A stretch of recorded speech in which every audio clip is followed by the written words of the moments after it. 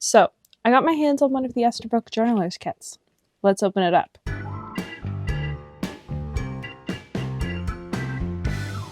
To start with, I have a little bit of a cold, so I apologize in advance for how rough my voice sounds, but I'm really excited to see what's actually in this in person. I've seen a couple videos on it, but there aren't very many, and I do really love my travelers and assorted other traveler-sized journals, so I'm excited to see what's in here. So, number one, the packaging's adorable. It is a little suitcase, which they do advertise. And then, chase more of the memories, not the things. Enjoy travel workshops. So when they called it a workshop, I did wonder if it was going to come with like an online QR code course, because they do, even on the website, call it a workshop. It doesn't seem to. But to start with, we have a little bag that's like packing cube material. That's sort of fun. Interesting. We're back to the bright orange, like the cube had. I'm still not a fan of the bright orange, but I do like the idea of this. I always seem to need catch-all bags for trips. We have stickers. We have some washi. We will go through the stickers and the washi in a minute, but we've got another roll of washi. We've got this thing that says, "Hey, it's me." Is this just like, does anything come out of here? Yes, it does. Oh, I think it's a photo pocket. Interesting. We have more stickers. We have little tags that are 3M stickers. We have the paint set. We have the ink pad. We have a bookmark. We have a water brush with an E on the outside. Interesting. We have... Oh! So I thought this was an iron-on patch. It's not. It's like a little faux leather bookmarky thing. And then we have the notebook. And we've got some more sticker sheets. So they've actually come out with this as stamps because they had them at Philly. But that's interesting. So I guess they've come out with these as... And the stamps were about this size. So that if you use all your letters, you can buy more. So far, I think these are my favorites. These are really pretty. I like the washi stickers. All right, let's start somewhere. So, I thought this was an iron-on patch. And was really excited for the fact that it was an iron-on patch. It's not. It's a bookmark, which is still fun. It's still neat. It's just not quite as neat as an iron-on patch. We're going to save this for last. Then we have another bookmark. Last time this was your page. I actually think that's funny and cute. We have a stamp pad. I'm interested to compare this to my preferred waterproof ink. I am a diehard of Ranger archival inks or waterproof ink things. And so I'm interested to see how waterproof it is.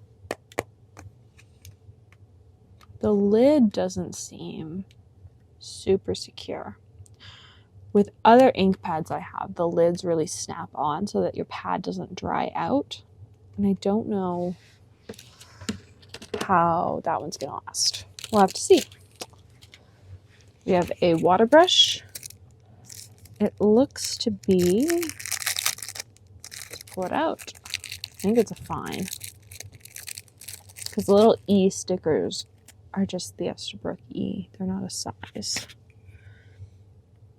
No, it's a medium. The tip size is too large.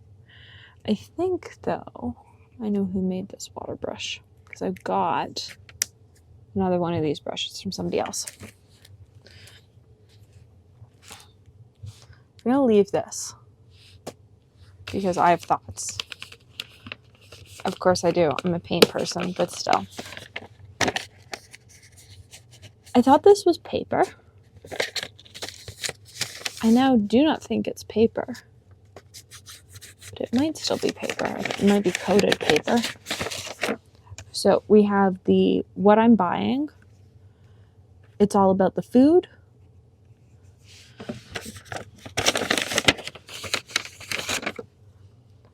Travel log.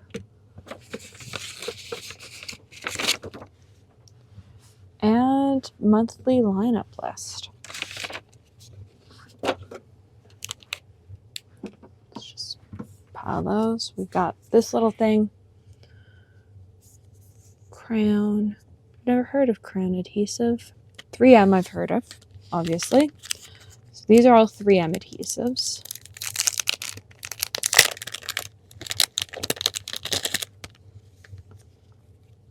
Oh, these are the patches. So they're sticky on the back. I thought they were iron-on. Maybe they are iron-on. No, they're not. They're pull-off sticky. But still, you have 3 patches. Hello, enjoy travel, Esterbrook and Esterbrook. This is probably going on my Delphonics. I don't know what I'm going to do with the Esterbrook logo ones, because right now I'm not putting big logos on it. And we have 3 tags. Flight to nowhere. I sort of like that they've done these as peel-offs. Peel-offs don't stick quite as well as iron-ons do, but you can always sew them down, which is what I do with my other patches. So it's interesting. All right, now on to the bigger stickers. You can glue the back of this printed packet as you like to make it a real packet.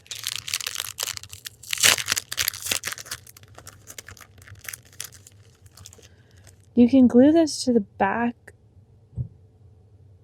You can glue the back of this printed packet as you like it to make it a real pack.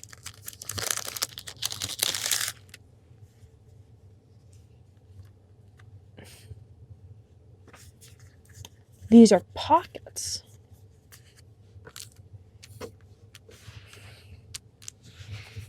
I've never seen PKT mean pocket, but these are all little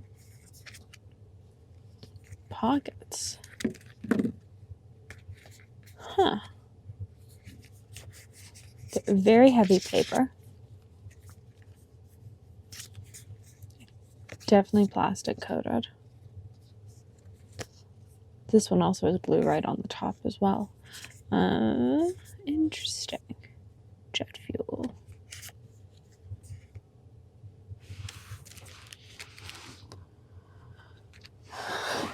I sort of feel like I've got more questions than answers, but let's keep opening things.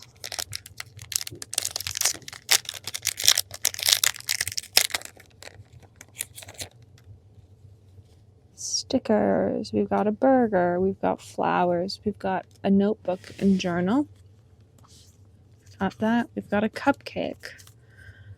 We have that. We have travel. We've got travel journal list of goods. We have escape. We have waypoint. All right. I like that these are heavier than the sticker sheets. We have 3 rolls of washi in travel, brunch, and like little mail things. And then we have something that I'm excited for because I have quite a large watercolor collection. As I think most people know, I have about 500 Shimmer watercolors. And oh, that's interesting. It's the ink pad logo on top of this. They didn't do a different logo for the watercolor set. It's the ink pad logo, and it even calls this stamp an all-purpose ink pad. And it's a set of watercolors. All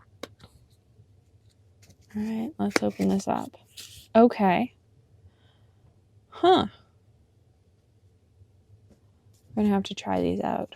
I did pull what I thought was a similar palette from my studio set, and it's not that far off what they look like in person. I did this just based on photos online because I hadn't unboxed it yet. Interesting. I'm interested to try these. There aren't all that many brands that make shimmer watercolors, and so I'm interested to try these out and see what I think. And then finally we have the journal. So this is my first traveler's cover that is not real leather. This is a material called leatherette, which is not a real leather product. But I did want to try it out because I know that this set did have quite a lot of hype. I do like that this is notched, because it being notched means it's not going to crease your book in a weird way. I don't have my red Love and Trip, but my red Love and Trip, like this edge pinches in. It's not going to do that.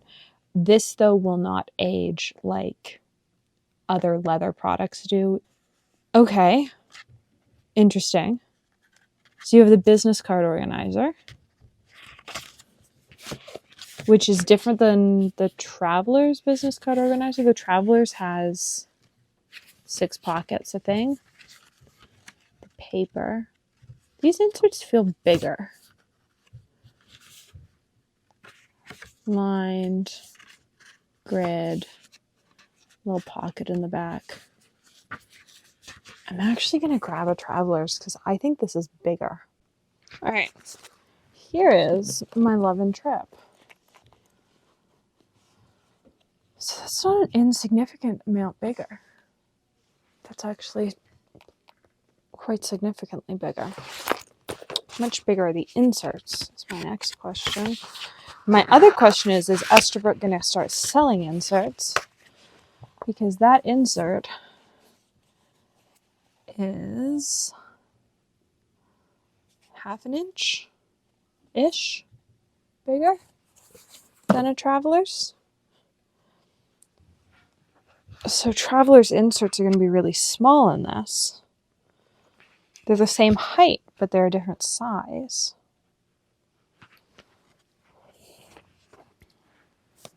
That's interesting.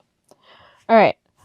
I'm going to wet these paints and I'll let them sit for like 10 minutes because that's how long you normally let big brand shimmers sit for. And again, I have no idea who made them. And because of that, I don't actually know exactly how long they're going to take. So I'm going to wet these paints. I'm going to let them sit for 10 minutes and we'll see how sparkly they are.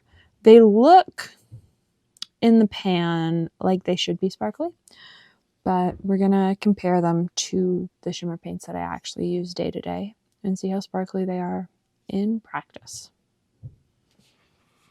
All right, while these paints hydrate, I thought I'd just test. So there's my standard black. Here's the Esterbrook, which is not a black. I thought it was a black. It looks like it's a black. It's not. It's this brown. And as you can see, our edges are getting fuzzy. Like this Ranger Archival does not move at all.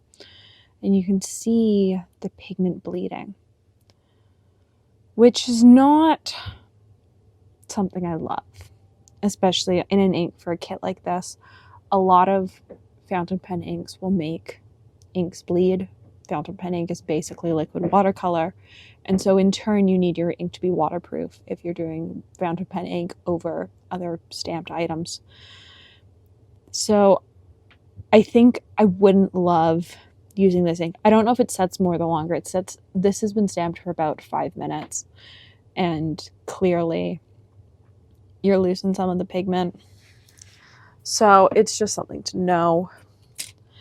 Also, I'm concerned about the integrity of the lid So with my Ranger Archival, you can see that like it sets down in and like it clips in and it stays put. Like if I dump this upside down, that lid's not going anywhere. That lid's clipped in. This, on the other hand, is just a hinge, and this part doesn't even like sit down into the plastic. And so if it gets tipped, it just swings open. There's nothing sort of sealing it. There's no like rubber gasket or anything. So I don't actually know how long this ink pad's going to last. And it doesn't appear to be waterproof, which is disappointing. But I'm interested to try the paints. They have sucked up quite a lot of water, so I might wet them again. You can see the other set, like a couple of them have absorbed water. Most of them, though, the water's still sitting on top.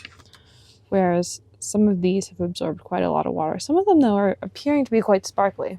So I'm interested to see just how sparkly they are on the page. All right, I went back and I reread the press release for this. They don't say it's a waterproof ink. What they do call it is an all-purpose ink pad for your stamping needs. And I think it's fair when it's coming with a set that includes watercolors and you're using it with fountain pens, which are not waterproof and will move a non-waterproof ink, to assume that that ink is going to be waterproof. It's clearly not. And so it's disappointing. Like it's even traveling sort of down the ink and causing it to feather down, which isn't unexpected for a non-waterproof stamp pad to do. Other non-waterproof stamp pads will do that. I just expected it to be waterproof because it was coming with watercolors and is for use with fountain pens. So technically, it's not incorrect marketing, it's just incorrect expectations. All right, I have my two favorite papers for Shimmer paints. Both are from Legion, both are hot press cotton papers. Are they expensive to use for something like this? Yes. Is it sort of worth it to give these paints the best shot at performing? Also, yes. We are going to also test these on both black and white because I have some suspicions and I want to see if they're true. A lot of times cheaper watercolor paints, especially in the shimmer world, will perform significantly better on one paper than the other. And so I'm interested to see if it's true with that set or if the performance on both papers is pretty comparable, like you'd find with higher end sets. But we are using a cheap brush because I don't use expensive brushes with shimmer paints. You really don't want to. You don't want to cross-contaminate. Oh, that's so weird. It's almost sticky feeling.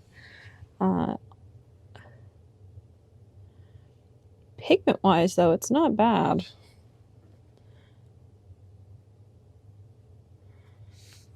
That's not bad. So we're going to do all the Esterbrook ones, and then we're going to do my normals.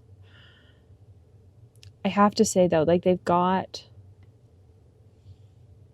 there's something weird going on with the surface tension of them, where they sort of want to like pull the brush back down.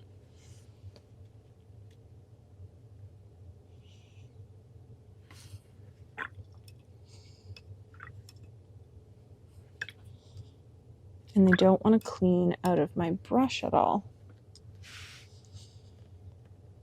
There's also a little bit of blue in this orange.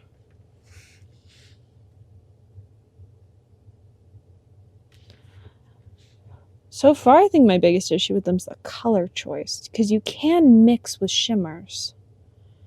Just the color palette they've given you is going to be a really weird color mix. So this orange pigment isn't quite as opaque as the others.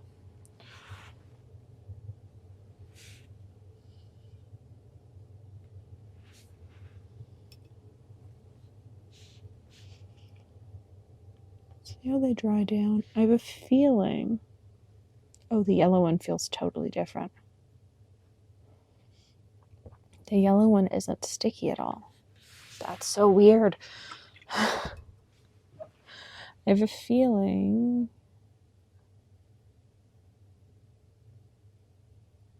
Okay. Sure. Do that. Why don't you? That had they given us a cyan, magenta, yellow, red, white, and black, because really with shimmers you do need the white and the black, this could have actually been a great introduction to shimmer paints, but also to like being able to mix whatever color you wanted with shimmer paints. This is very much playing in the recent Esterbrook color palette for sets. It very much plays in the color palette for this set. It's not super usable.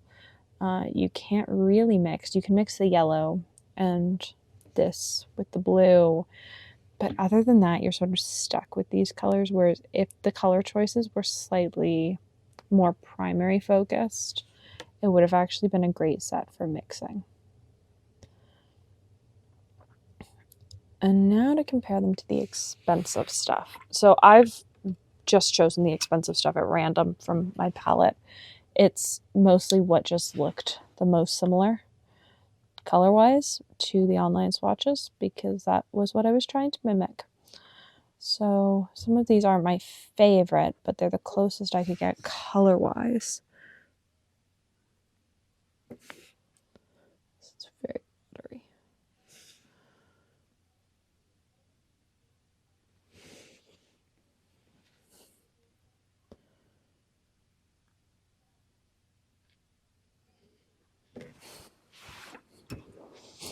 I would say the Esterbrook ones are sort of leaning more chrome. They're not quite chromes, but they are closer to chromes. I think those might actually be the same pigment. See, there aren't that many metallic pigments out there. No, they're not. And so you do frequently run into the issue of like paints being the exact same unless people are doing custom mixes, and not everyone does custom mixes. If I really went digging in my palette, though, I think I'd find that blue. I just think it doesn't look that blue in my palette, but it does look familiar. Pretty sure that's the same pigment. I don't know why this one looks so much darker, but on paper it looks identical. So we'll see how it dries down.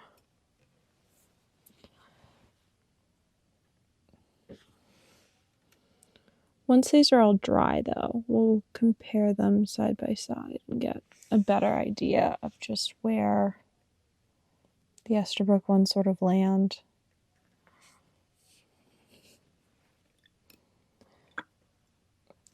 They're actually better than I thought they were. They looked worse in the pans than they're actually performing. And if you can get over like the stickiness feeling, they're not actually that bad. I'm quite surprised with their coverage. I just don't like the color selection.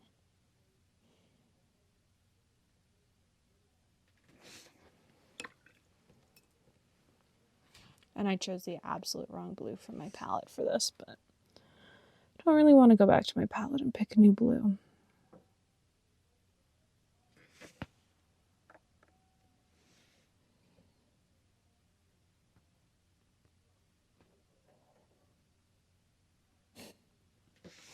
So there we go. Well, let's let these dry and then we'll come back to them. All right, so here we are. And to just double check my hypothesis, I did swatch out the complete Esterbrook palette as a swatching palette. And it definitely does have some pretty major gaps. As you can see, I had expected a green with the yellow and the blue, and you really don't get a true green. It's the wrong blue to make a true green with a shimmer paint. Other than that, I actually don't hate them. It's a stickier formulation for shimmer paints than I like, but like pigment wise, like they're pretty similar to what I have. And in some cases, I actually think it's the same pigment that's just been processed slightly differently. I'm pretty sure all but the blue are actually the same pigments. So, well, it's not my favorite formula for a shimmer paint. It's not actually all that bad. It's just a bit stickier than I like. But you can probably thin it out more with water. When you do that, though, you are going to get less coverage. And so it's just a little bit of give and take. I am surprised, though, at the coverage of the blue. It's hard to get a really good chromy blue, especially a dark blue. So it's actually a nice surprise. So, well, I can't quite give this a full review yet. Do I think it's worth the money? I don't know. If you don't have any supplies, I do think it's probably not a bad place to start. That being said, my first upgrade to it probably would be a waterproof stamp pad, because this very clearly bled quite a lot. And if you want to use these stamps with fountain pen inks, you're going to need something waterproof. I do wish the cover was real leather. It would have upped the price of this kit probably by $20 or $30, but I would have preferred a natural material. I do really like the little cutout though. I think it's a nice little addition to a traveler's cover. I wish though that the size of paper was the same as travelers, especially as Esterbrook currently does not sell the inserts. So I'm gonna use this kit for a couple weeks and see how I feel about it, and there will probably be an update video. For now though, thanks for watching. I'd love to hear your opinions of this set down below, and I'll see you in the next video. Have a great day. Bye. So I have a bit of an update.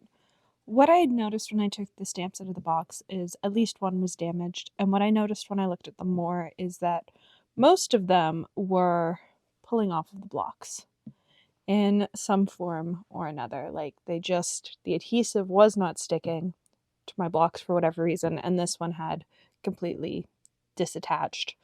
I reached out to Esterbrook. They're mailing me a new set of these, which is perfect, and I'm looking forward to getting to use them. I actually sort of really like these stamps.